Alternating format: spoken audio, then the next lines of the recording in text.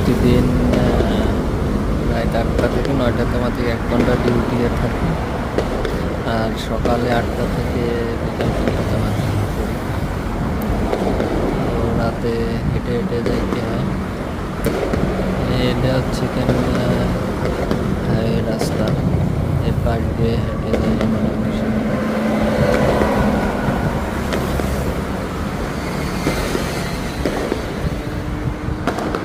আসলে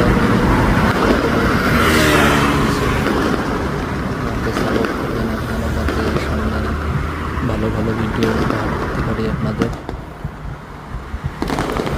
like comment share করবেন, আমাকে সাপোর্ট করবেন।